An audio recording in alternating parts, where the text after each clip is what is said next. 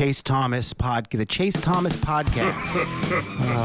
My nephew needs me to record. See, I already hate it. I hate it. All right, hello, and welcome back to another episode of the Chase Thomas podcast from still the aforementioned Chase Thomas Conti live from Knoxville, Tennessee, Everything School HQ. Joining me from Omaha Productions and Rocky Top Insider, it's Jumpin' Jack Foster. Jack, good afternoon, sir. How are you? I'm doing well. Why jumping? Why is that the I don't know. It's a fun, like, you're a wrestling guy, and I could see Jumpin' Jack Foster being like a pro wrestler. Yeah, okay. Jumpin' Jack. Jumpin' Jack? Yeah, that's not bad. Really, and I've always been a pretty energetic person. Like, so.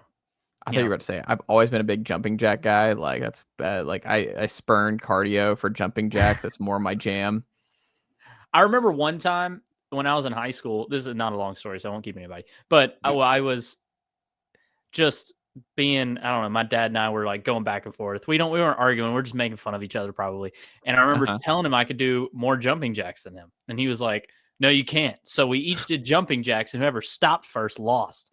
And I actually lost after like 150, maybe more. But he was just more determined to win, and he could not walk the next day. Like, he was so tired the rest of the week, and he has to stand for his job. He was miserable. So I won in the end, but I guess he won the little contest. I can't tell you the last time I played, last time I did a jumping jack.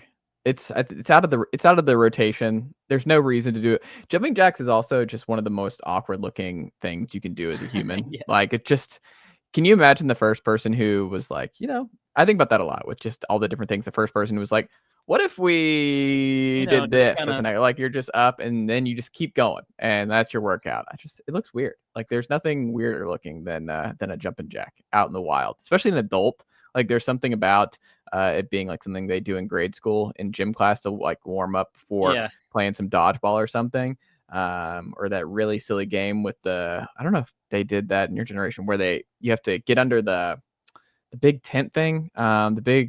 Do you know what I'm talking about? Like, it's almost like looks like a top of a hot air balloon, and you have to like and whoever's not under in time, like they run around, and if you don't get in under, then you're out until you're down to like the final person or something. What is that thing called? Do you know what I'm talking about? It's like this color wheel type tent thing. And everyone holds on. You have to get, I don't know. I feel like. Yes. Okay. I know what you're talking about, but I only did this when I was like 5 or 6 years old. Like, this is a long time ago. I remembering something like that. You talk about the colorful, like, huge thing. Yeah. I remember that, but I'm talking, I was little. Yeah. It was definitely elementary school. I just don't remember. I don't remember. I just remember I was really competitive about it. Like, that was something I did. I was like, I gotta be. It's like it was like a musical chairs with this big hot air balloon top. I don't know what it's called, but it just. Ever played 9 Square? What is 9 Square?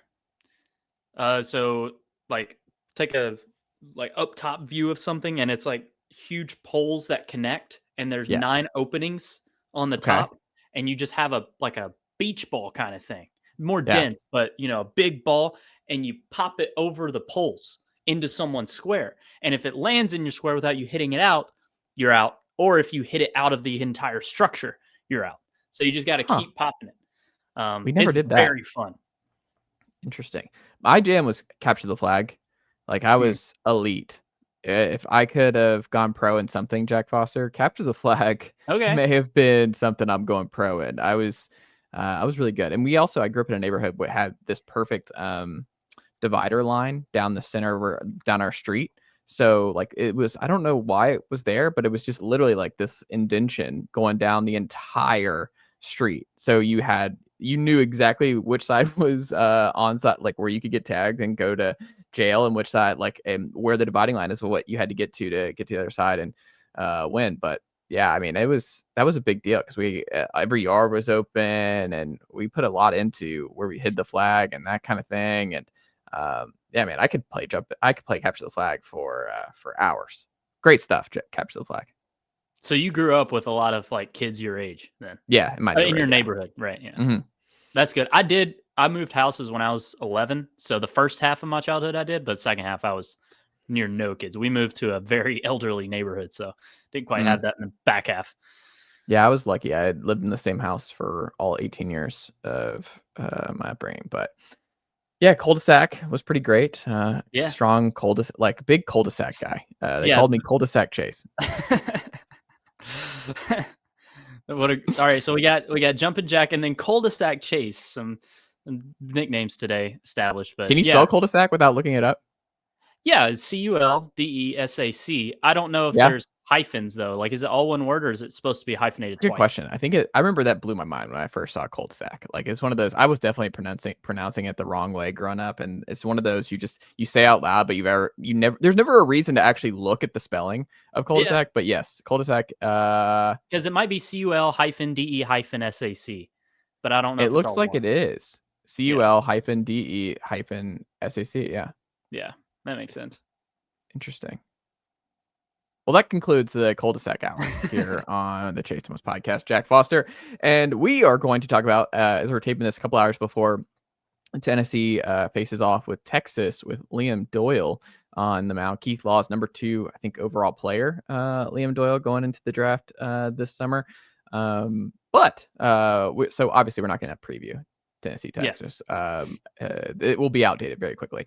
But we do know after last night and Tennessee's way too long victory over Alabama, coming up just short of a run roll in the bottom of the 8th inning there. But my question to you, the bottom half of this lineup is really mashing, and you knew the top half was going to get it together in some capacity. You knew Gavin Keelan was going to break out of his fun eventually. You knew Hunter Ensley was going to start hitting again.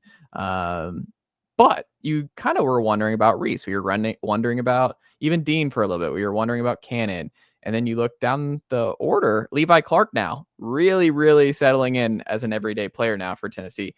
I think that's been the biggest breakthrough to me here in Hoover is that, man, I think that's a game changer for Tennessee if the bottom half of the lineup gives them more consistency that they've had from the top 5 or top 4 rather all year.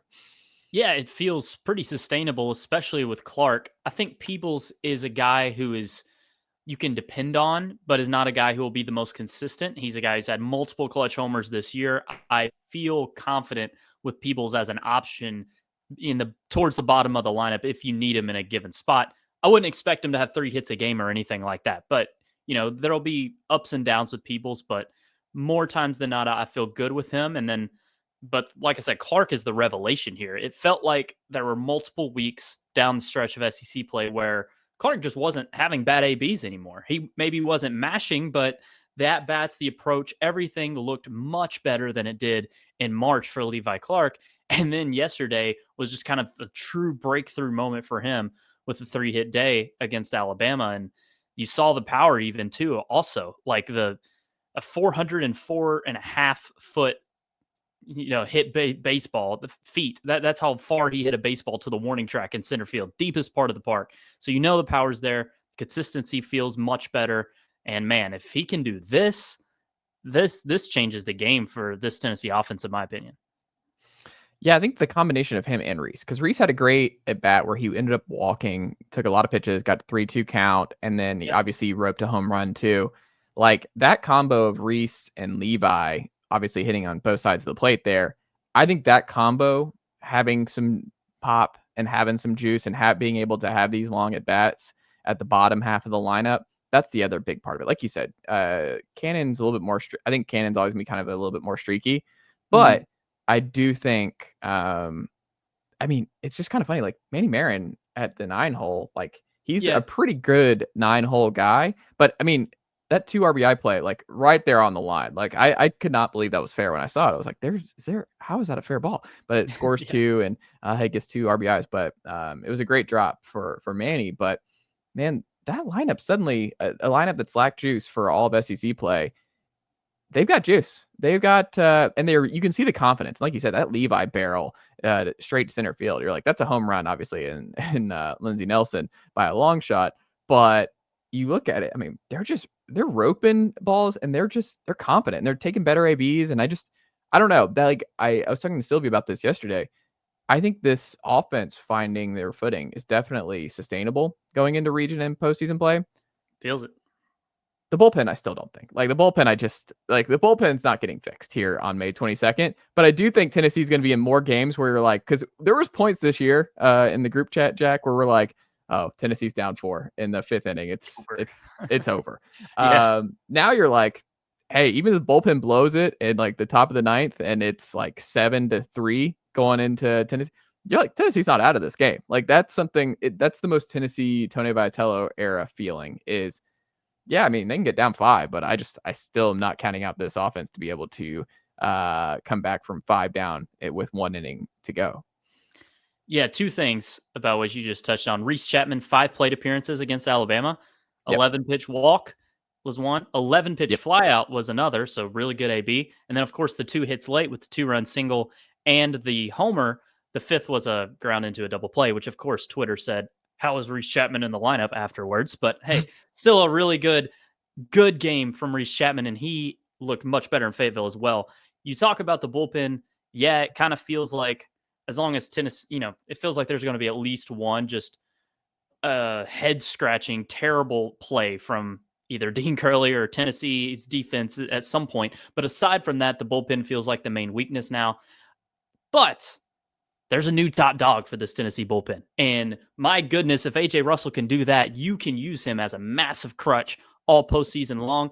I was afraid Russell had a certain ceiling entering the postseason, given the fact that, yeah, he had been stacking good appearances, but after he had pitched 2 innings, gotten 6 outs, everything just kind of fell apart very quickly. Like it felt like he had a 40 to 45 pitch max to where he was good. After that, you couldn't trust him anymore. That take is no longer true because look what happened yesterday. I believe he ended up getting like 70 pitches yesterday. Yes, 78 pitches. Of course, the 9th wasn't as pretty, but those 3 2/3 he got prior to the 9th were money. And I would expect AJ Russell to continue to do that in the postseason and be the top dog of this bullpen, which certainly raises the bullpen ceiling overall. Absolutely. CFP, as of this recording, breaking news that the CFP is officially going to straight seeding here in the 25-26 season. So we're going to get the top 4 teams getting a first round bye now. That obviously being not the case last year when Tennessee had to go to Columbus to take on the Ohio State Buckeyes. What do you make of going straight seeding? Do you like it, Jack Foster? And do you also understand why Vol fans are really annoyed about this happening the year after Tennessee had to go on the road to Columbus? Yeah, I understand why you're annoyed, but you also have to understand hardly anything in life is perfect the first time you try it. So there's always going to be amendments. There's going to be things you alter after you try things. It's just the nature of everything. So of course, after 1 year, the powers that be are going to look at what happened and assess and improve things. It's just so happened Tennessee was one of the unfortunate parts of the original structure. Probably the most unfortunate because you had to go to the national champs house, the eventual national champs house as a 9 seed. I love this. This is exactly what should happen. There's no reason at all that a team like Boise State should get a first round bye. The top 4 teams should get the byes. Seed them how they are. Like, yeah, the automatic bids I'm okay with. Like, if you want to throw a G5 team in, fine. But or the Big 12 winner in, fine. But they should not get a top 4 seed automatically. One of those conference winners. So yeah, top 4 teams, first 4 seeds makes perfect sense to me. That's how it should be. Glad this is happening. I think there's also some revisionist history. And I agree with you that this should have been the case to begin with. Like Boise State, great story. They should not have been given a first round bye. Like that that can't happen. Like it's just not the same. And I still think that they belong in the party. And I think it's more fun when you have more of those schools like an Arizona State who pushes Texas to the limit. Like that's good. Like it's good for the sport. But the first round bye stuff was very silly. Like that just is like we're living in an alternate universe when you're given the first round byes. Yeah, it felt like, hey, before all this expansion and all this conference chaos 10 years ago, it would have made more sense because the Big 12 was better. The ACC was better. Like these conferences were better. And, I felt like a lot of times it would have worked out that way where you had 4 conferences represented among the top teams in the sport. But that's just not the case anymore. You can't do that. Yeah. I will say though, there's been some revisionist history on the CFP for Tennessee last year, where they're like, "Oh, we could have hosted SMU or something and won a game." And I'm like, "Okay, do y'all remember where Tennessee was at going into that game in Columbus? Braylon Staley had to play, who redshirted last year, 50 snaps in that game in the slot because Squirrel was so banged up that Braylon Staley was there. You look at who was getting snaps. Dante Thornton was not a factor in that Ohio State game in Columbus. Right. I don't think he had a catch. Dylan Sampson banged up going into that game. So those all would have been true at home. And it's like, yeah, you maybe would have. I would say you would win. Like Tennessee's really good at winning home, so they probably would have won the game. But you weren't going on a run. Like Tennessee was not trending in the right direction down the stretch there in terms of like some kind of big time run. Like I don't know. I can't get that upset about like, oh, we would have won one home playoff game. Like, yeah, it would have been fun to cover and be in Neyland for a home playoff game. But I also just think, man, do y'all remember kind of like where, like, yeah, we talked ourselves into that being a game in Columbus, but it was also like, man, there were a lot of red flags there. And this was not a team that was winning multiple playoff rounds. Just depends on how you look at it. If you said it, if Tennessee would have got a home game, they'd have made a run, could have been national. Like that was never happening. But if you look at it and say, hey, Tennessee could have got a home game, how awesome would that have been? A college football playoff home game in Neyland. The things that does for the city of Knoxville and the university, that is all plus. The things it does for Josh Heupel and recruiting. So yeah, the good would have overwhelmed the bad, of course. And to top it all off, Tennessee probably beats an SMU or an Indiana or whoever they could have hosted if they were the 7 or 8. Obviously not Ohio State. I don't think they would have done that. But yeah, the good would have been tremendous from hosting a playoff game on all fronts. But yeah, to say that if the rules were different a year ago, Tennessee could have made a run is pretty ludicrous. Even though Ohio State went on to win the Natty, look how uncompetitive Tennessee was in that game. I don't think they're beating Oregon's or Notre Dame's a year ago or Texas's. So that's just how it was. Yeah, I agree. Final one here. Buy or sell. The Vols offensive line will be better than people think next year. This is brought up here, Jack Foster, because one of your bosses here, Greg McElroy, does a radio show in Birmingham with Cole Cubelic, who does great work with SEC Network, the Cube Show, which I really like his podcast covering SEC. And I love his 16 team deep dives on Twitter the day after. Yeah, one of the better college football Twitter accounts there is, for sure. 100%. But he said, quote, the offensive linemen coming back all have more recruiting stars than the guys did last year. That group's going to be better. That's what I'm told. That group will be better. And I think he mentioned Wendell Moy specifically later on. But I'm glad Cole, as a former Auburn offensive lineman, is going to bat for something that I've said where I'm like, I think I understand there's turnover there, but the offensive line was pretty bad last year, and they were banged up, and the tackles were the worst I think you've seen in the Heupel era. That's why you kind of had to live in 12 personnel so much. I think there's even losing Larry Johnson as your swing guy, as your backup. I think Tennessee's going to be fine. Like, I understand the biggest concern I have is Cooper, like who wins the center job. But like, I think the guards are going to be really good. And I think the tackles are going to be a whole lot better than a year ago. I would be very surprised if Tennessee's offensive line is not better than what we saw a year ago. Yeah, sure. It wasn't that great. So, yeah, I don't think it has to be that good to be better than it was last year. I struggle with, I don't know. There's just a lot of unknowns. And back to just Cole's statement, you just kind of have to understand that in the offseason, especially this early, still in May, everyone's going to be positive. Just the nature of how the offseason works. You typically don't find analysts or college football figures trashing programs months before kickoff of the season. Everyone's just trying to get the juices flowing and the optimism meter as high as it'll go for these programs. So that's a little baked into this probably as well. But I think it's dependent on if David Sanders can be really good as a true freshman, if Lance Hurd can take a step. If those two things are true and the tackles are fine, then yeah, I think this offensive line will 100% be better than last year's because, as you said, the interior, the guard positions in particular feel like they're going to be better. And, the center, I think, is obviously a question mark, but the guys there, they're at least not true freshmen. They were able to be tutored by Cooper Mays for a year. So I think you have to like that in general too. But the tackle spots is what I'm looking at more than anything. And I think the tackles are going to be fine. Lance Hurd, like I've encouraged people to look at Darnell Wright's PFF grades in 2021 at left tackle. Yeah, he took a huge step. Yeah. Yes. And former 5-star, took a year for him to get settled in Heupel's scheme. Lance Hurd, it's a big difference going from LSU scheme to Heupel's scheme. Lance Hurd actually graded out better at left tackle than Darnell Wright did in 2021 last year. And I think he improved as the season went on.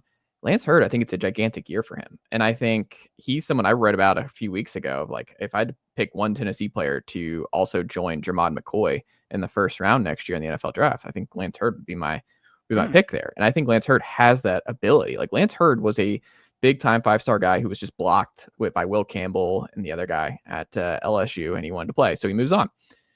I think Lance Hurd can be really good. And I think David Sanders, I have a hard time believing, even as a true freshman, David Sanders is not going to give you more than what you got with John Campbell and Dane Davis at right tackle last year. Like, I just have a hard time believing that. Even as a true freshman, I think that is going to be an upgrade. Yeah, I agree. Dane Davis was what he was. He could play multiple positions. That made him an all right, valuable piece kind of, but no, he wasn't a difference maker at all. And then John Campbell, that just never really lived up to potential or was ever that good. It felt like he was more of a fan favorite and people thought he was better than what he was during his time at Tennessee. So yeah, if David Sanders is even, there's going to be growing pains as a true freshman, but if he's even 65% as advertised, I think you can bank on that being a stronger position. And then the guards, like, I think Sham's going to be a rotation guy. And I think you have Pendleton, who I think is going to be a good player, Wendell Moy, highest upside of all of them. Like, those three, if you're rotating there and injuries throughout the year, I think you're pretty okay at the guard spot. And I think they're going to grade it well. Sprags didn't have a great final year with Tennessee. It's kind of overlooked there at right guard. And we'll see which side Moy's on, which side Pendleton and or Sham Umarov are on. I think it comes down to me, ultimately, Satterwhite. If Satterwhite's a clean transition from Cooper, then this offensive line I think is going to be really good. Like, if it's kind of rocky and they are having to go from Satterwhite maybe to Anderson or to Pendleton and move some stuff around, then I could see some issues with the offensive line. But to me, if Satterwhite is able to run with this job, remember, he's a blue chip player, 4-star just like Cooper, was able to learn from Cooper for an entire year. Super talented kid. Like, I would not be surprised if he settles in there. Tennessee's offensive line, I think, will be a whole lot better than a year ago. Can we do a very fast, fun exercise? I want to ask you a question. Offensive line, pass catchers, backs, quarterback. Those four rank in terms of comfort level going into this year. As far as this is going to be good. Okay, running backs 1, offensive line 2, quarterback 3, receivers 4. Yeah, I think you could make an argument for receivers or quarterbacks to be last, but my exercise was to prove that O-line would be second. Yeah. I think receivers, I just don't know how you put receivers not 4th right now. Like, it's just... Well, Aguilar could just not be good, and then you're just screwed. And Merklinger not be that good. You might not be screwed, because Jake might just be good. Like, okay, Jake could... The chance that both are bad is not a low chance. Like, it could happen. And then if I think it's a low chance... this is what's so interesting about next year. I guess this year. I don't know. Are we calling this year next year, or is it now this year? When do we start turning the leaf? 2024 is last year. 2025. Okay, so this is now this year. Okay. Yes. This year, I think Heupel is in such a weird spot now, and I think the fan base is not. What's interesting to me is the fan base is not as excited about Faison as they were for Nico. And I think Faison's a better prospect than Nico. And you ask any like scouting analyst, and it's like Faison's number 1. Like, he's forgotten about because Jared Curtis has had all this buzz for the last couple months of like, is he going to pick Oregon or Georgia? And he ends up at Georgia. He's not ranked higher than Faison Brandon. Like, Faison Brandon is like Hendon Hooker, but with like being able to play outside of structure, like that version. If he was same high school, Grimsley High School, North Carolina kid. Like, it would be a great story. He is a potential superstar coming in next year. And your plan was, like, we're going to get through this final year with Nico, and then we'll have a 3-man battle between Faison, George, and Jake. And that whatever happens, happens. And then you're okay with that. Like, iron sharpens iron. You'll lose probably one to the portal, whoever finishes third in that battle, whatever. Now, Tennessee is in a weird, uncomfortable spot. Heupel is in a weird, uncomfortable spot because you have Faison looming next year. But if Aguilar stinks and you have to go to Jake and maybe even George, and one of those two guys runs with this thing and really settles in and like puts up some pretty good numbers, and Tennessee finishes like 9-3, and it's like a Peyton type deal with George or Jake, and you're like, sorry, man, like I know we got Faison coming in, but we won a lot of games down the stretch here, and they really settled in and showed that they can handle Heupel's offense. That changes stuff. Like, I don't know what that means for Faison because he's not going to sit behind George for 3 years. Like, if George ends up with the job down the stretch here, that drastically changes everything for Tennessee. And I just think that's the interesting wrinkle to all of this is that my guess, if we gave Heupel a true serum, he is very my gut is he's like, I hope Aguilar can just get us to 8-4, 9-3. Like, if I can just, Aguilar can just be competent enough to get us to 8-4, 9-3, so that I can just roll with Aguilar the whole year and then do what I wanted to do anyway in the spring. I think that's what he would want, but that might not be what happens because I'm an Aguilar, not truther, I guess an Aguilar denier, an Aguilar skeptic, an Aguilar pessimist. Part of it's out of his hands. Like, he's just coming in too late. Like, guys aren't here. Like, he's on campus in May. Great. Like, guys are coming back next month. No, and then you have 2 months to learn the offense and get, I don't see it. Yeah.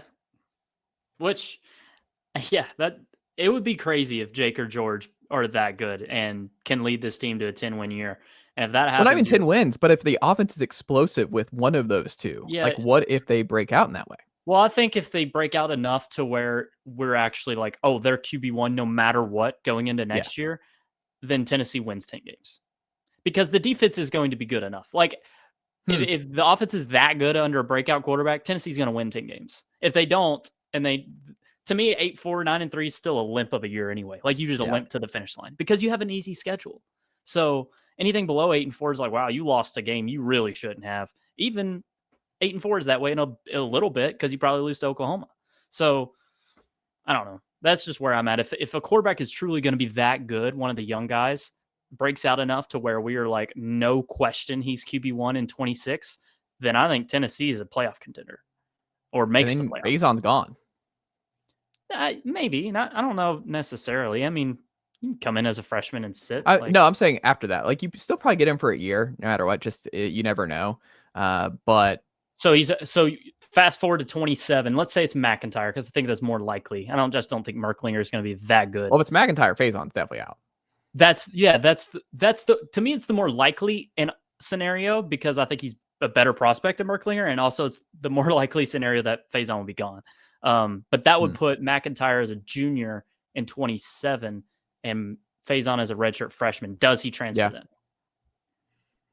It's because Merk's you're stacking. Like, you have to continue stacking classes and stacking quarterbacks like this.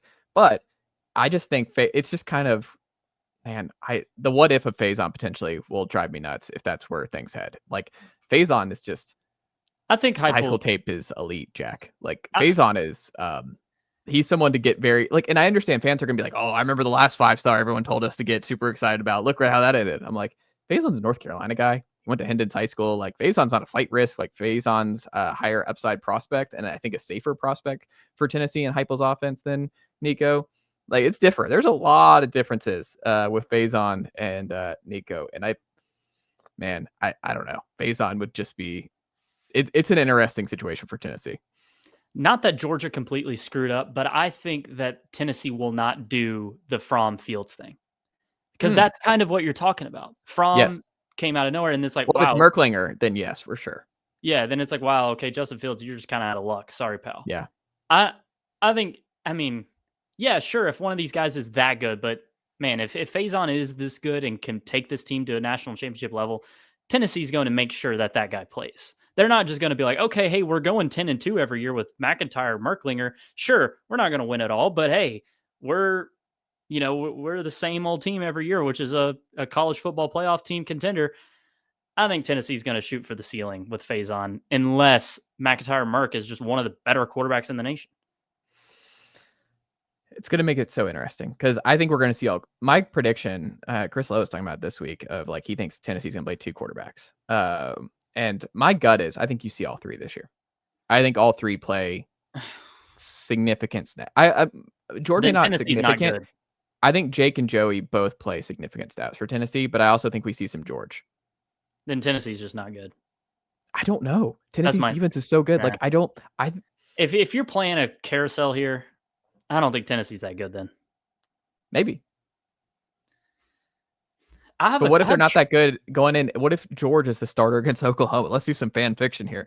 And then that's like, I don't know, man. Like George, I don't think you'll see till the second half of the year. Like I think my gut is you see Jake and Joey push each other and both play. Like, can you imagine like the first 2 possessions in Atlanta, Jack, and first possession, it's Joey, second possession, it's Jake. And we're like, oh my God, we're doing like a whole tryout here in this game. I hate that so much. Michigan did that a couple years ago. So stupid.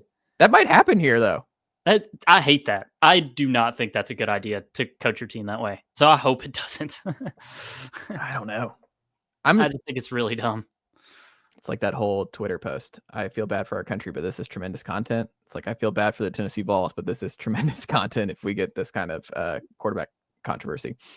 What would be bad and also not all that surprising is if Tennessee just rolls with Aguilar and this dude makes a ton of mistakes, right? So week 1, Atlanta, you come out there and you throw a pick 6 and then Syracuse scores and you're down 14-17 zip, like at the snap of the fingers. And you're like, what now? Because you can't lose this game. Like if you want to have a good year. So then things could get, and Syracuse, man, they play with their heart. So they are not going to leave anything on the field under Fran Brown. They're not talented, but hey, they are going to give you their best punch, and they're going to try and make a statement against an SEC school in week 1. So I'm starting to grow more concerned about that game as the offseason has gone along. Tennessee is way better than Syracuse, but an upset's in the cards here to me. And also Tennessee's going to have an awful year if they lose the opener to Syracuse. Like a truly awful year. Like disgusting, awful year if they lose that game. And they got Angeli too, the second coming of Joe Burrow, per Greg McElroy. Oh my goodness. Goodness gracious. Listeners definitely don't know what I'm I think Tennessee wins by double digits against Syracuse. It doesn't even matter the quarterback play.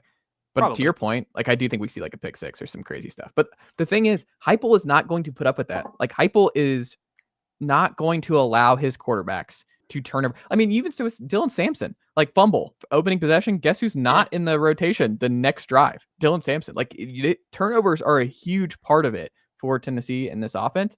You won't play. Like if Joey Aguilar can't get his interceptions in control, guess what? It's out. Like that's not going to continue. He will not be the quarterback.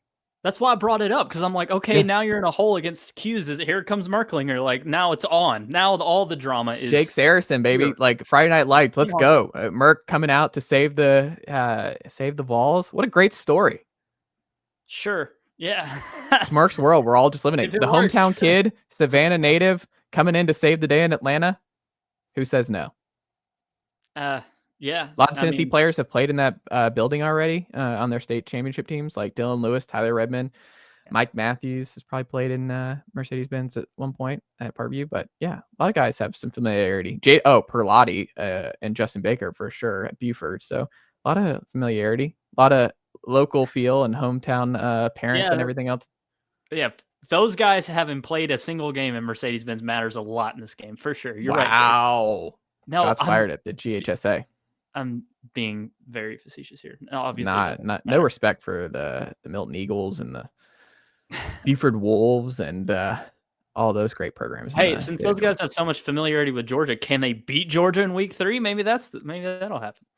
Maybe. I don't even want to talk. I don't even want to think about Georgia in week 3. I have a bad feeling. I don't want to watch it. I'm going to be like carted in. I've been at the I don't know if I'm going to go to this one in person, Jack, because the last 2 Georgia Tennessee games I've been in have been horrific. They've also been cold. Like that combo of the cold in the second half where you're freezing to death and Tennessee's getting their brains beat in the second half. You're like, what am I doing here? Did you go to the Hendon game in 22? No, I did not. Did not go. I went in 21 and 23. Oh. Or 20 or wait. Yes. 21 and 23. Yeah, I had it right. Both home games in Neyland. Gotcha. Yeah. Ugh. I was in Athens last year for the game and did a preview and did all that with some former Georgia players and company, and I felt pretty optimistic. Tennessee played great in the first half. Oh yeah, that was probably Tennessee's best shot they've had against Kirby. I think by and large they played pretty well. And weaker Georgia too. Yeah, but it was on the road. It's a tough place to win. Most teams don't win at UGA. When was their last home loss? Something crazy. Like Georgia hasn't lost at home since 2019. I want to say. Yeah, probably because they went back to back in 21, 22. Yeah. I don't think they've lost a home game since 2019 against South Carolina, maybe. Gotcha. Last year was Oxford lost, Tuscaloosa lost. Yeah. Tough place to win. Yeah. But yeah, I'm going to be forced in there where they're going to like chasing, like, it's like that Hannibal Lecter or something where they're like keeping my eyes open in the third quarter when Tennessee's down like 10-38 going into the fourth. Oh, gosh. And just baking in the sun because we're doing this the third week of September. And I'm like, I got to go. I can't do this. I can't. No more. Stop the count. Can't do it. But who knows? Maybe Tennessee. We have a long way to go before Tennessee, Georgia in week 3. Very true. Jack Foster, what can the good folks check out from you and the team over at Omaha Productions and Rocky Top Insider this week?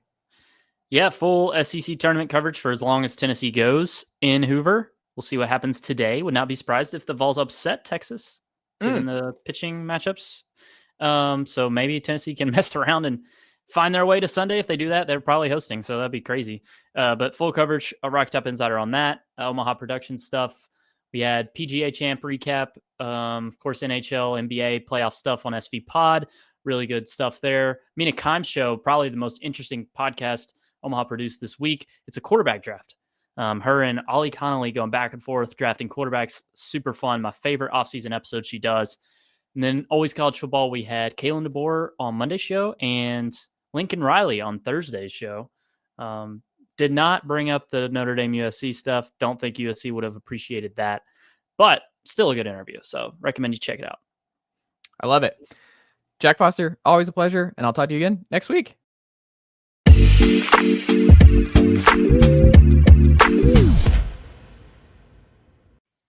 All right, we're back here on the Chase Thomas podcast where I am now joined by old friend, NBA draft phenom, No Ceilings, Maxwell Baumbach is here. Maxwell, every time I read No Ceilings or I'll listen to the pod and everything, because I am now a man in his mid-30s as you are, I see No Ceilings and my brain does the Little Wayne voice, no ceiling. Like every time. It's ridiculous. Like I do it every time. I also like wonder, that's like part of us being this age now is also like, I'm like, do people know that that's kind of what that's from? Like in my head, I'm like, do the kids no way. know? I don't think a lot of people know. I don't no think chance. They do. I don't think they do. That's part of just being a washed millennial. Washed millennial. Like it's just every time I see it, it always cracks me up. I'm like, hey, who are you potting with? No ceilings. And you just can't.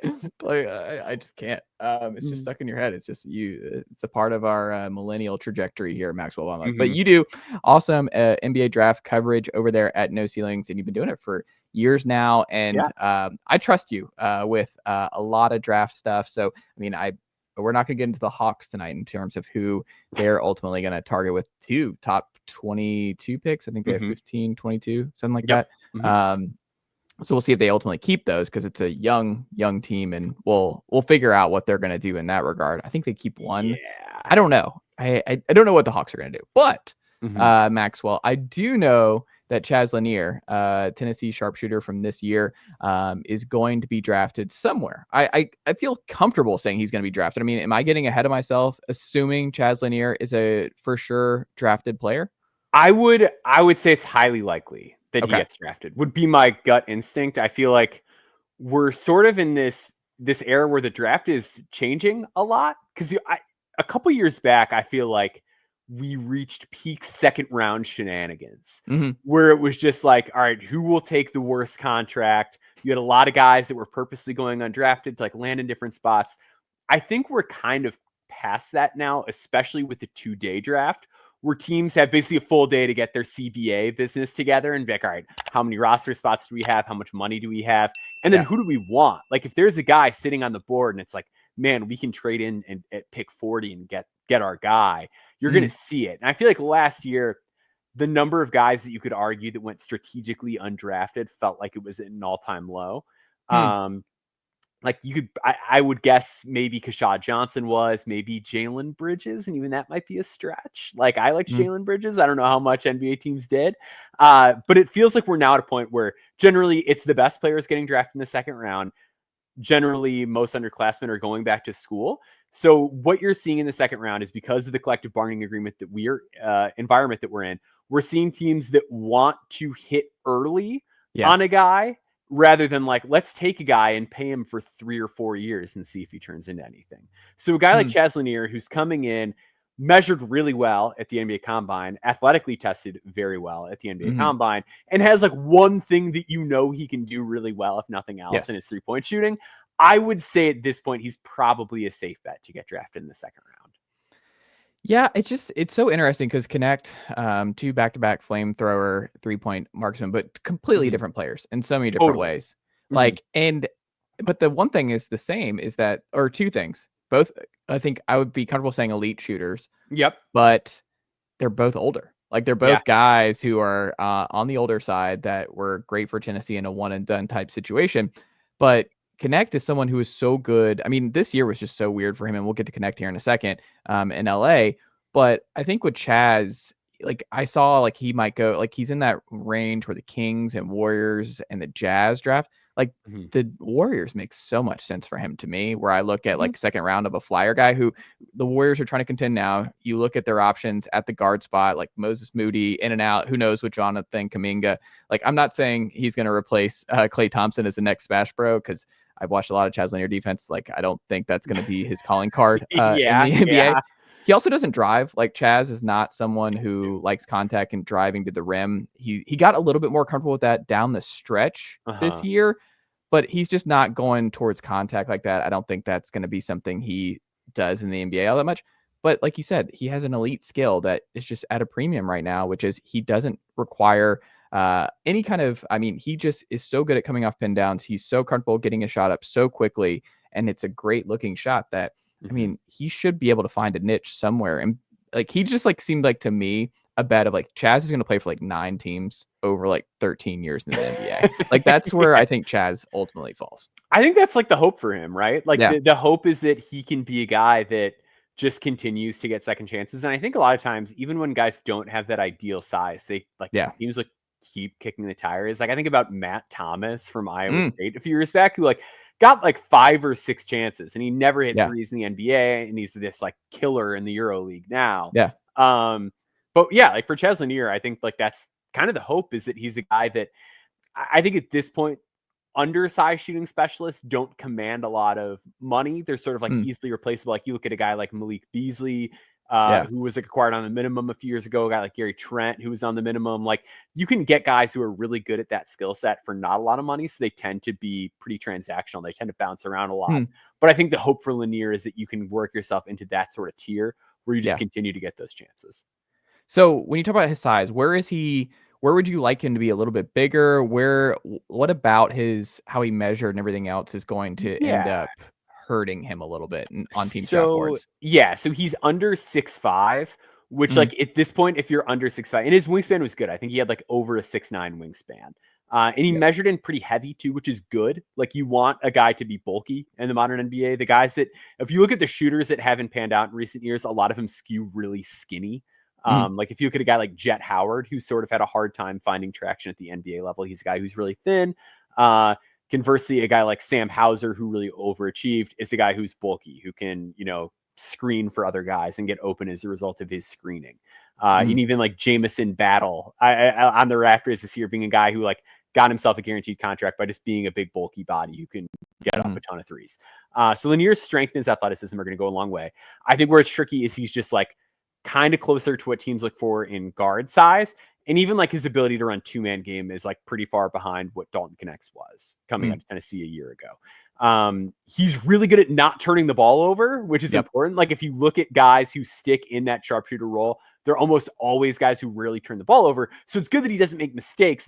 It's just, you can't really count on him. He doesn't dribble, so it's really hard to turn the ball. Yes. He doesn't really do that. He's dribbling once and pulling up on like a mid-range shot instead of getting all the way to the rim, which is something you'd like to see more from him, given how athletic and explosive he is. It's like, just go to the basket, like draw fouls, get in the paint. It But just yeah, doesn't feel like I he's think comfortable. that's Like, where it just doesn't feel like that's in him. no. And I think that's like another one of the hangups for his game is that like you have this athleticism and like on a pure analytical level, it's like, okay, he checks like dunks and threes boxes, but it's like, but all the dunks are just like transition. Like it's not half court stuff. Yeah. So I think that's where the size bites him, is like, he's going to ostensibly be an undersized wing because the guard skills just are not there. Yeah. Where would you like to see him ultimately? Like, let's say he lands in the second round or late first. Is there an ideal fit for a player like him? I kind of wonder if a team like Miami, who's like accustomed to using a lot of off-ball actions, where like their shooters aren't guys that just sort of stand around. I think that would be a great fit for him. Orlando has a pick in the late second round, I believe. I think, yeah, they are, or if I'm not mistaken, let me pull up full order. I thought Orlando had a pick there. Yep, Orlando picks 57th. So that's a pick that I could see him. That's a team that's just like in desperate need of guys who can shoot. Yeah. I wonder if a team like Utah would do it, because they're just so thin on guys who can shoot in their backcourt. It's a lot of Keontae George. It's a lot of Isaiah Collier. Like, they might draft Jeremiah Fears at 5. Is it just like, let's just get one guy who we know can shoot? Like, we've got plenty of guys that can handle the ball. We've got plenty of guys that are like 6'11" and can guard a variety of positions. Like, let's just throw Chaz Lanier out there and get him shots. Like, that's a situation I kind of wonder about. So I feel like those are the teams that, when we're looking at the back part of the second round, to me, make the most sense in my head. And it's interesting, like, when we're talking about the top of our conversation here of like the strategy and how it's changed and like the undrafted guys and how teams are looking at the second round. And I think 2 of Tennessee's important seniors this year, I'm curious. I mean, Zakai right now is suing to get a 5th year. So we'll see if Zakai's even back or he tries it at the NBA level. But the from this side of things, Max, like it's felt like Zakai was going to go. He seems like he's someone who's going to be able to have a long Euro career or overseas career. I mean, he's so good, and he was such a great college player that like I hope he finds a spot in the NBA. But it just feels like he might be an overseas guy. But Jahmai is like such an like unbelievable on-ball defender, and with his versatility and switchability 1 through 5, that like he is kind of like the under talked about wild card to me, where it's like, I'm not seeing him on draft boards, but like, if you were to tell me Jahmai sticks and he is such a great dude and great worker, that teams are going to like, in a weird, it's not like a Chaz Lanier type deal, because like everyone looks at shooting, but like Jahmai does things that NBA teams love. Like, he has a elite skill set as a role player potentially at the next level. Like, what do you think about Jahmai, and if that's something you could see happening for him? So I totally undersold Jahmai. Like, I do this big like NCAA tournament preview thing every year where I write about like, here's all the guys in the field and all the prospects in regime. And like, I didn't even write about Jahmai Mashack because I was like, he doesn't do enough on offense. Right. He gets the Portsmouth Invitational invite, which is like a combine event for guys who are out of college eligibility, basically. Totally won me over. Like, it was one of those things where it's like, I need to go back and watch the Jahmai Mashack tape closely, because I was looking at Igor Milicic a lot. I was looking at Chaz Lanier a lot, and I just wasn't really paying attention to Jahmai Mashack. But in Portsmouth, it's like, oh, he's totally suffocating. Like, guys are turning the ball over. They're being forced into dribble pickups. They can't initiate offense. Like, he was so unbelievably smothering. That it's like, I know this isn't the highest level of competition, but it's like, this is something. He earned himself a G League Elite Camp invite. He was good there. I will say, on like a human level, Intel is good. People like him a lot, which matters a lot. Like, when we're talking about guys in the margins, like if teams are going to take a chance on a guy that's like a 2-way guy or an undrafted or whatever, like they would prefer for there to be no nonsense there. And like Jahmai Mashack 1000% checks those boxes from what I understand. I do still worry about the offense, like historically low usage player by NBA standards, like can make threes, but didn't really take a lot of them. He knows how to move without the ball, which is good. But like generally the guys who stick in the NBA, and like, I feel like Aaron Wiggins on the Thunder is a great example of this, like had the ball all the time for his college team and is now like an NBA role player. Like those are generally the guys that turn into role players. And like a lot of times, like to hearken to Bronny James, I guess, like a lot of people are like, oh, like why can't Bronny James see Pat Bev? And then like you look at Pat Bev's college stats, he was averaging like 17 points per game, like a ton of assists. Like Tony Allen's another one. Like generally, like the guys that stick were superstars offensively, even if that's not their role in the NBA.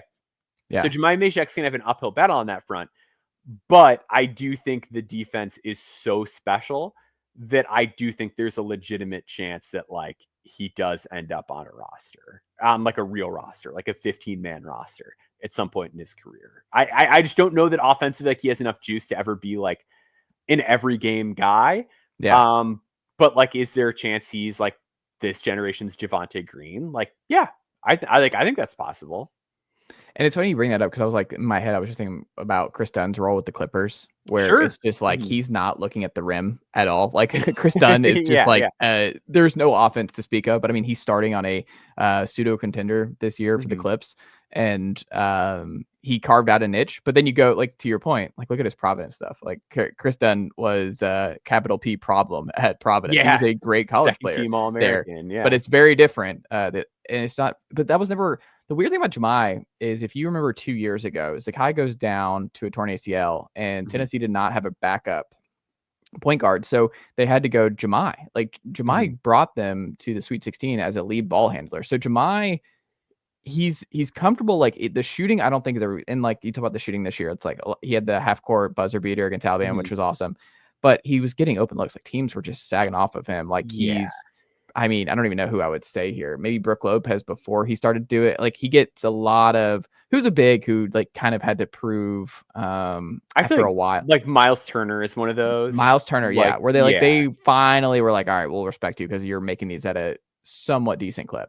Jahmai was getting open threes all the time, and he made the most of those opportunities. But there was a reason they were okay with Jahmai shots from deep. Yeah, but he is a good ball handler. Like that's the one thing I will say about Jahmai in terms of the offensive limitations is that he was able to lead Tennessee as a primary ball handler to the Sweet 16 that year, and is comfortable bringing the ball up and is comfortable initiating action and driving. Like he is comfortable driving at the rim.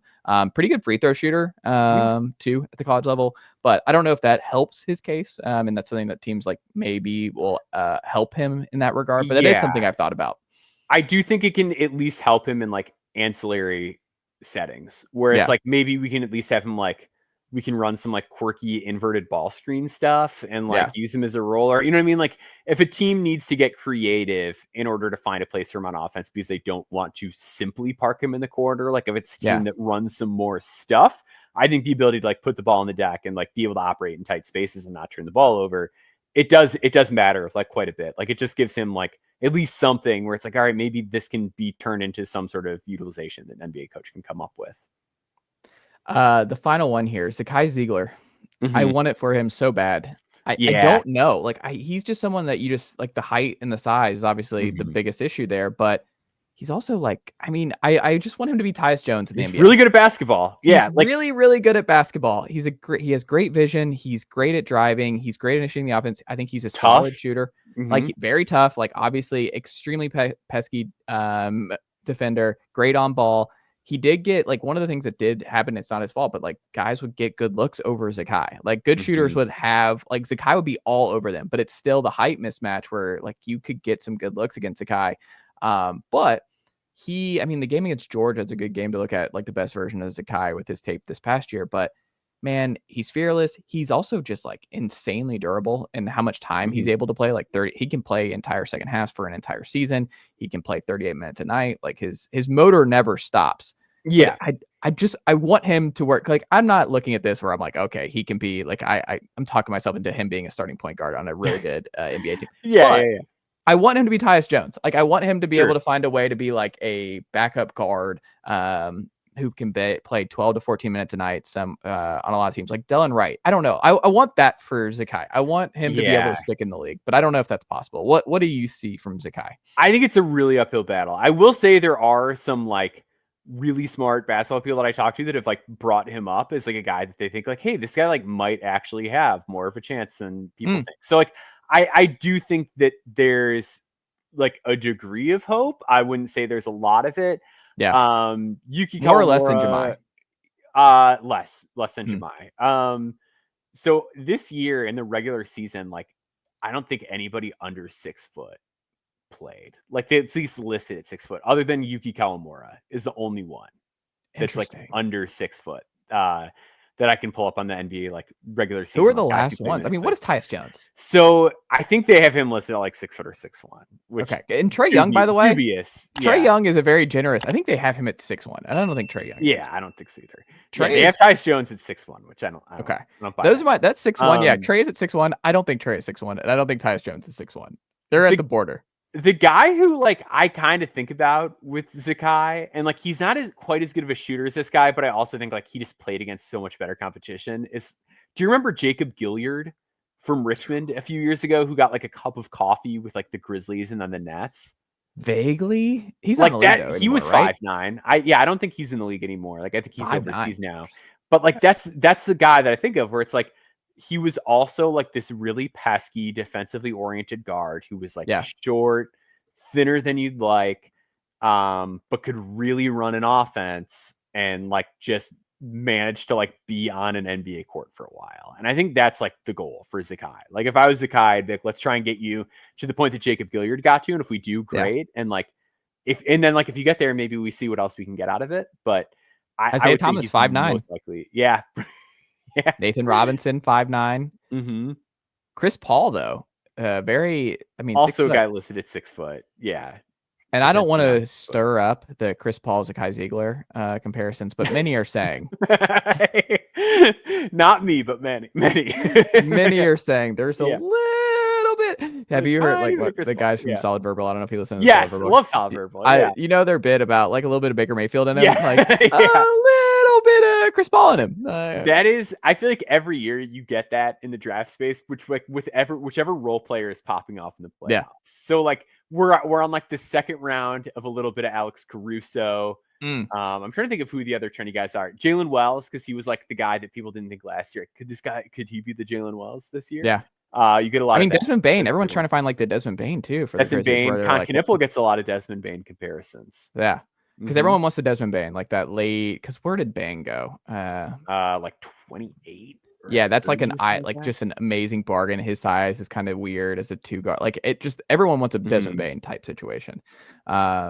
Great value at that spot, and he's like one of those guys you overthought. I think like there's every year people overthought, and I think people kind of overthought Dalton last year to an extent. I'm a big Dalton Connect guy, so I will agree with you. I mean, let's put a bow on it here. I mean, with Dalton, like it was a weird rookie year in Los Angeles, Max, and I don't know. Like they almost traded to Charlotte and then not. I think that would have been better for him. Like Charlotte would let him cook. Like obviously there's a lot of usage taken away by playing with Brandon Miller and LaMelo Ball. But I think he would have an opportunity to put up a lot of shots. And I just think that's his thing. Like he just needs his age being what it is. Dalton needs to get buckets. Dalton needs an opportunity to play. And I don't think the defense is ever going to be great for Dalton Connect. I don't think he's ever going to be great in defensive rating per 100 possessions, but I don't know. It's just kind of weird that at the beginning, I thought it was a great fit for him in LA and someone that LeBron and company would like playing with, and just his skill set would mesh with them, and kind of what LeBron wants, like older players who can help now and as they try and win titles. But I don't know. It was an up and down rookie year for Dalton, but I'm still bullish that he's going to be a long-term pro. Are you? Totally. Yeah, I am as well. Scored like a really efficient 9 points per game. Kept his turnovers above and like assist numbers above board. The defense, like you said, was like rough. And like where I was optimistic with Dalton was I thought the defense was going to be a little bit better than it was. And like maybe that was a little bit foolish of me. Maybe I over-indexed on the fact that like, oh, he went to Tennessee to like learn how to play defense, and it just didn't get to happen. Like maybe I put too much stock into that. But I do think like with rookies generally where they struggle is their efficiency. Like if you just look at rookies in the NBA, their shooting splits are always like the worst. They're the worst that they will ever be. Connect being a 37.6% 3-point shooter on really good volume as a rookie is super encouraging to me. Like I really think there's a non-zero chance that he hits like a Buddy Hield adjacent outcome, which was like the guy I kind of compared him to pre-draft. It was like, what if Buddy Hield just like had a bigger frame? I think that's on the table. I think like scratching 38% on that volume as a rookie is not meaningless. And I would be very like leery of considering selling a stock at this point. I love that. I like the Buddy Hill comp. I've heard Gordon Hayward. I've heard I'm doing a bit. I've heard Sam Hauser. Sam Hauser. AJ Tom Green. Gugliotta. Yeah. Sean Bradley. Yeah. Oh man. To put a bow on everything, Maxwell. So final predictions here. Where do you think Chaz ultimately goes? I will say do you Chaz. think Jahmai and or Z? Let's just say, do you think one of or both Jahmai or ZZ get drafted? I will say Chaz Lanier gets drafted in the later half of the second round. Okay. I will say Jahmai Mashack gets a two-way like immediately after the draft. I like that. Like that's kind of gutsy, I think, based on the overall projection of him right now. But I believe that. I think Zakai Zeigler, assuming he's not on campus at Tennessee, barring the results of a lawsuit, I think he gets on a summer league roster. Maybe that's like a little. He would be a summer league favorite. Like he's the one in Vegas everyone's talking about in summer league. Like he would go off in summer league because he's going to take it so much more seriously than ever. Like, you're like, what's up with this guy? Why is Zakai like over here just like full court press, just ready to go? Like Zakai will eat up summer league. Yeah, I think Igor Milicic also gets like an Exhibit 10, which is the contract where it's like you get to compete for a 2A, and then like we give you some extra money if you stay on our G League team. Interesting. Yeah, Igor just had a really weird year for Tennessee. I was really bullish on Igor coming into the year, and it just never didn't really work. happened for like him. it was just it just I don't know. That one was a weird one because I think a lot of people were surprised at how that year went for Igor. And I'm just hung up because it's like I still like the idea of this guy. Yes, but it's like he's a great theoretical three, like top of the key, pick and pop big, who fits the modern. Like it all like theoretically should work. Yes, like, on Igor, paper it makes a lot of sense, and like the fact that it's like, well, he doesn't make threes, but he can take them off of movement. Yes, like, great rebounder. Cool. Like, rebounds, but then like it's also like gets knocked around a little bit more than you'd like to see, like on the interior. But then you look at the finishing numbers, it's like, well, they're still pretty good. Like you can talk yourself in and out of him really easily. I have no idea what's next for Igor. Like no idea. Like it wouldn't surprise me if he catches on and he puts it all together, and it wouldn't surprise me if it goes the other way too. Like Igor's just he's a huge wild card to me. I think where I sit with him ultimately is I think he's a guy that is too streaky to stick. Like I just don't think like guys that are that up and down like just don't play in rotations normally. Like they're guys that like play sometimes and that's it. No. So like I feel like that's where I wish I could mine because I loved his season at Charlotte before this, but it's just a tough sell after that year. Yeah. What can the good folks check out from you and the team over at No Ceilings this week, Max? Yeah, so we've got a lot going on. Our draft guide is going to be out really soon, so follow No Ceilings NBA on Twitter. We've got our draft guide. We went wild with it this year. In the past, we would do like 60 profiles. This year, the profiles are longer. I know that we've written like 110 of them or something like that. I don't know how many are going to make it in based on like attrition and guys withdrawing from the draft and things like that. But our whole team has been working tirelessly on putting our draft guide together. So stay tuned for that, NoCeilingsNBA.com. And then on Monday, I've got an article and an interview coming out on Arthur Kaluma, who's a really interesting sleeper out of Texas. But just every single day and lead up to the draft, we'll have podcasts, we'll have written content, we'll have video breakdowns, all that. So just if you're interested in the draft at all, get in touch with No Ceilings on all of our social platforms. Follow along. We're here for you. I love it. Is Popovich over all this? Is he?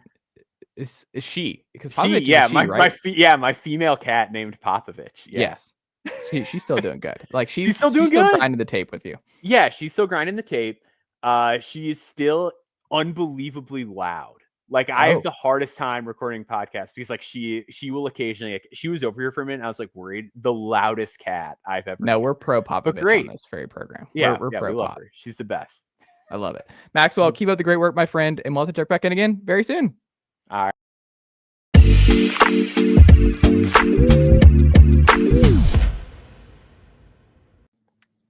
All right, we're back here on the Chase Downs podcast, where I'm now joined by a first timer. You can see by the background behind him, the t-shirt he's always repping. The head football coach of the Clinton Dragons, Jake Dawson, is here. Jake, good morning, sir. How are you?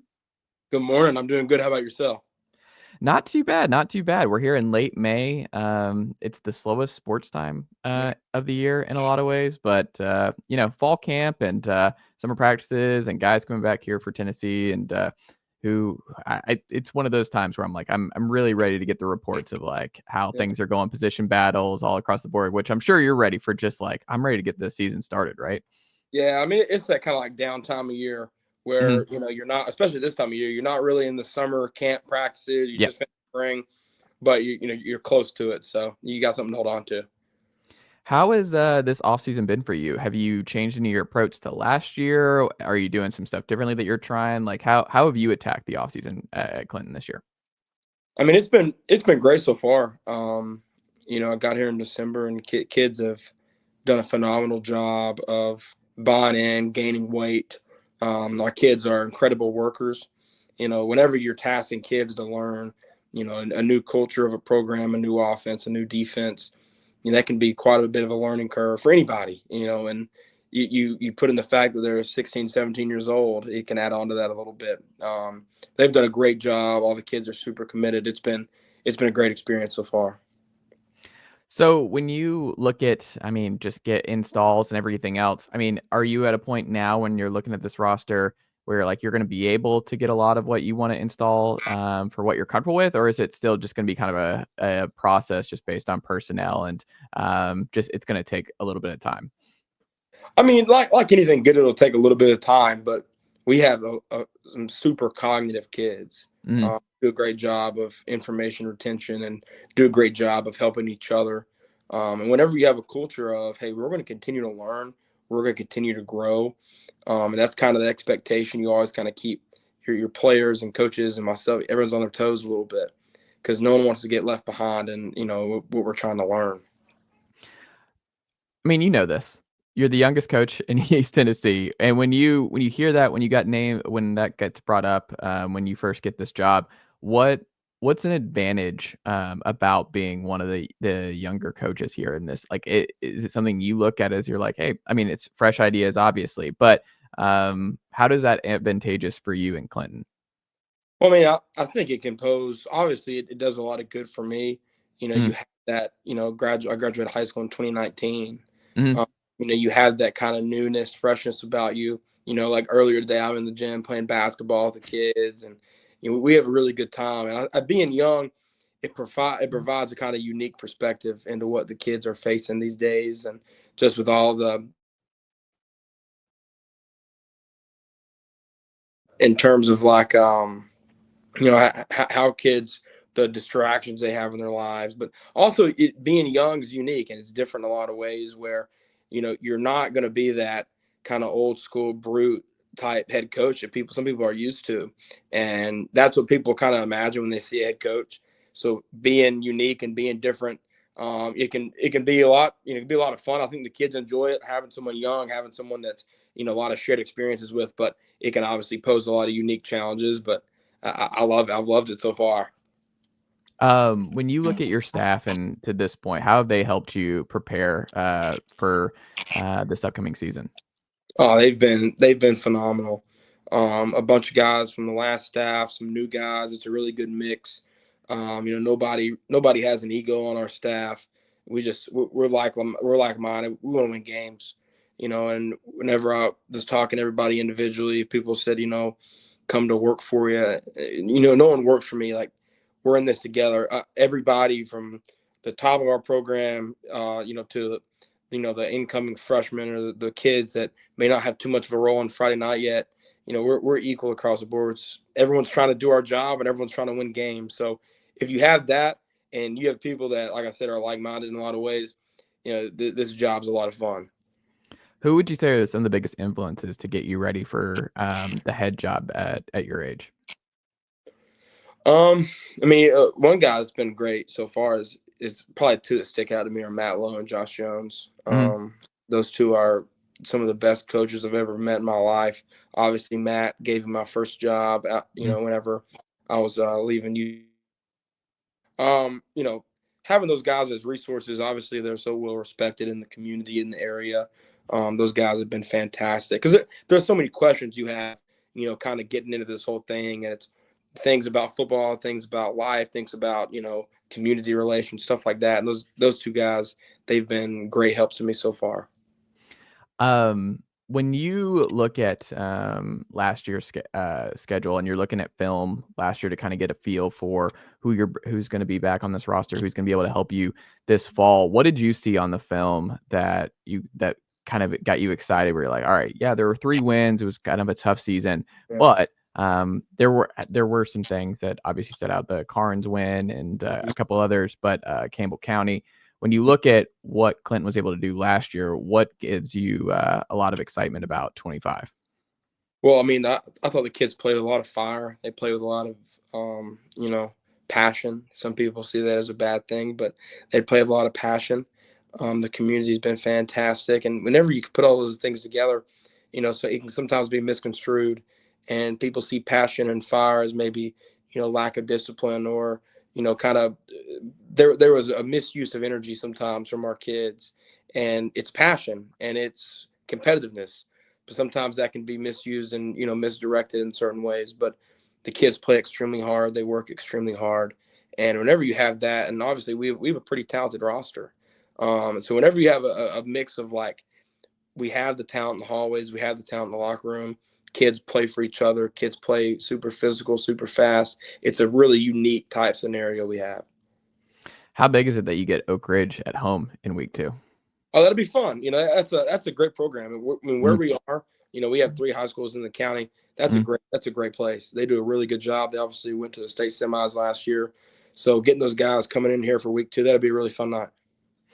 When you look at this schedule, it's pretty manageable, especially early on. I mean, Heritage, that did not go Clinton's way last year, but you get them at home. You start that's one of those important early on things. And when you brought up Coach Jones, those Bearden schedules were just brutal over the last couple of years. And I think Alcoa and Maryville open up against one another to start this year. But how important is it for you as a first-year guy here and starting your program? Because it's year 0, right? This is one of those things where I think a lot of people look at year 1. This is it's going to take some time to put your stamp and to kind of get acclimated and get your feet wet, figure out what's what. But when you look at the 25 schedule, do you feel pretty good about how it is? I mean, because you have 3 of your first 4 games are at home, and that I feel like that's important for a first-year head coach, right? Yeah, I mean, we're in a big region. We're in an 8-team region, so we have 7 games. Obviously, those are the ones you're going to highlight on the schedule. We're in a fantastic region. At the region, we play Heritage Oak Ridge for games 1 and 2, and then we play South Doyle later in the year. So for us, we got to attack our region, and we have to win as many region games as possible. We want to keep playing. We want to be playing in November, December. That's what we want. Obviously, the out-of-region games, your competitive nature kicks in. Heritage. I spent 2 years at Heritage. That'd be a really great night. A lot of great people there. Oak Ridge being a kind of local community type game, and then I know Clinton and South Doyle have a long tradition of playing each other. That's where you kind of get almost personal, not personal, but that's where you almost get the pride games. But the region games, that's where we have to attack. We have 7 of those games, and like I said, we're in a phenomenal region with great coaches across the board. So I'm very interested to see how that's going to look. What's your coaching ethos? I mean, for me, it's so at UT I was a communication studies major. I like telling people that's a pretty easy degree, but we're going to be repetitive in our communication style to kids. And, the biggest thing that I've seen if you want retention of information, and maybe that's a play, or maybe that's the way you want something done, hey, we want the kids sitting at this time, or whenever they go to the weight room, they do this to start every day, or whatever you want to happen. Whenever you're giving your message, it's repetition in your message. If you want resonation in whatever you're trying to say. So we're going to say the same stuff over and over and over and over. And, Mike Leach has a great quote talking about how to be great. And, you look at, the sword and, one swing 1,000 times or 1,000 swings one time. But I'm very interested to see how it'll work, because that's what we do. We're not going to overcomplicate things for the kids. It's football. We're not going to carry a ton of different schemes, but we're going to do what we do, try to do it really, really well. So when you throw out Mike Leach and you throw out, you're not going to be you don't want to be multiple to an extent. I mean, is there a personnel package that you're most comfortable with? Is it still just going to be kind of a year to year or a week to week, depending on injury availability for your guys? Or is there something that you've gleaned from being at Heritage, learning from Coach Lowe, Coach Jones, that you're like, this is kind of where I'm comfortable building my team identity around? Yeah, I mean, one thing I've always heard is, the scheme is a team. So, this year what we have a great receiver room, fantastic quarterback, some really good running backs. Offensively, we're going to be able to spread the ball around. So we're going to make people defend the whole width of the field. We're going to motion, we're going to shift, we're going to do all those things. But we're going to be very simple in our schemes, but we're going to make it look super complicated. It's kind of, I mean, that's how you gain an advantage. You don't gain an advantage by doing a million different things, because then your kids are confused. So we're going to play really fast. We're going to try to spread the field as much as we can, throw it around a little bit, still run the ball. We'll be a pretty balanced attack offensively, but we're going to make people defend the whole width of the field. What are the biggest summer battles here, position battles, that you're really excited to see play out over the next 2 months? Well, I mean, I think we have 10 or 11 or 12 receivers that could play on Friday nights. It's a lot. Yeah, so I'm very interested to see how those guys compete with one another. Obviously, we have a kid that's a phenomenal athlete in Bryson Maddox. He's a kind of power 4 projected type kid. He's a power 4 talent for sure. And then we have a ton of just good guys around him. We have a ton of size and length outside. We're going to be playing with 6'5", 6'6", 6'3". We're going to have some big kids. So I'm very interested to see, how we look receiver-wise, who our core is, because we want to play with a lot of guys. All those guys will still get reps on Friday night, but I'm interested to see kind of who's competitive and, who kind of rises and who falls back a little bit. When you look at the new seating structure coming into play for high school football this year, are you a fan? I mean, I think so. In terms of, you get to the playoffs and you're having to go down to, for us, we'll have to go play Region 3 and 4 in the playoff second round. I like it. I mean, it creates some unique matchups.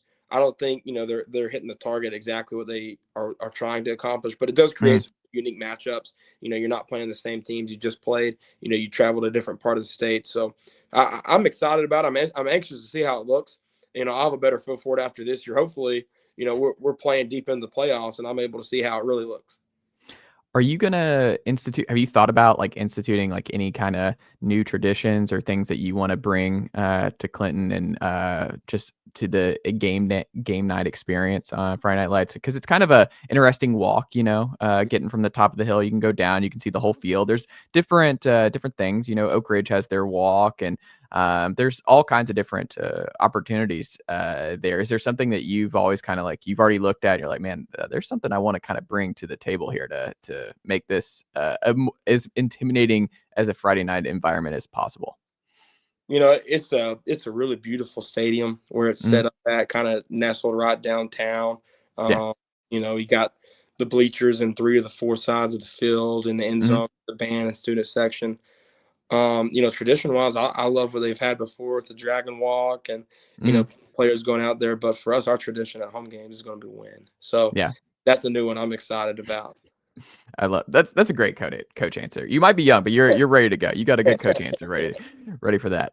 Do you have any game day traditions or game day superstitions, I guess I should say? Do you eat the same meal? Do you have a different kind of cup of coffee? Do you what is Friday Night Lights game night for Jake Dawson? Well, I always drink. I got this type of coffee I drink. It's Stella Blue coffee. Okay. I can't find it in stores for a reason around here, but it's Big Cat from Barstool. It's his coffee. It's called Stella Blue. I'll drink me a couple cups of that. I'll get fired up. I'm ready to go. Straight black, or are we putting stuff in it? No, straight black coffee out of the Keurig. I got the coffee station right there in the office. There you go. The best stuff. There you go. Final thing here, Jake, and we'll get you out of here. You can go anywhere. Summer break. You can go. Money is no object. Where's Jake Dawson going this summer? Probably go to DC. I am going to DC this summer. Okay. Spending July 4th in DC. Probably DC. I've never been before. So that's the place I've always wanted to go. I know it's kind of weird, but I'm usually like a beach guy. I like to go up to the mountains. I like to fish. I like to hang out. Kind of quiet, but kind of DC. I think that'd be it. Man, there's a lot of guests I had in my head here. DC was not in the top of the list, but I haven't been to DC since I was a really little kid. So it's I don't hate it. Like people like what you like. Like you don't have to go to the beach. You don't have to. I'm a big history guy. Yeah. I'm just that stuff like seeing relics and stuff like that and seeing monuments. That stuff's all really cool to me. So I'm a little nerdy in that way, but it's I'm excited to get up there. I've never been before, so I love it. Jake, how do the good folks support the Clinton Dragons football program this summer? Well, for us, it's we're just going to be working every single day, and we have some scrimmages coming up in early August. For us, it's just build the anticipation, and I like people talking and people seeing what we're trying to do here, and it'll be as new age as we can do. We're going to invest a lot in our kids' bodies, into our kids' wellness. We've already, kind of tried to revamp how our kids are in the academic world and holding kids accountable and, making them, answer for some of their mishaps in the classroom. It's going to be a team that the community is super proud of. And it's nothing that I'm doing, or it's that because the kids are doing all this work and the kids are working unbelievably hard. And whenever you have that and it puts a great product on the field, it's something that, the kids are proud of. I'm super proud of, and the community is really happy about. I love it. Jake, good luck this summer, first summer camp here. And I'm excited to see how year one, I'm going to say year zero, because it's a year zero thing. Year zero is just, you're getting your feet wet. I don't like the year one. The first year really starts when you have a full year and you have full tape, you have full understanding of where you're at. But I'm excited to see how things unfold for you and the Dragons this summer and this fall. So we'll get you back on with preview season here. That will be here before you know it. I love it. I appreciate you. Thank you for having me. Nicely done, nephew. The Chase Thomas Podcast. Hell yeah.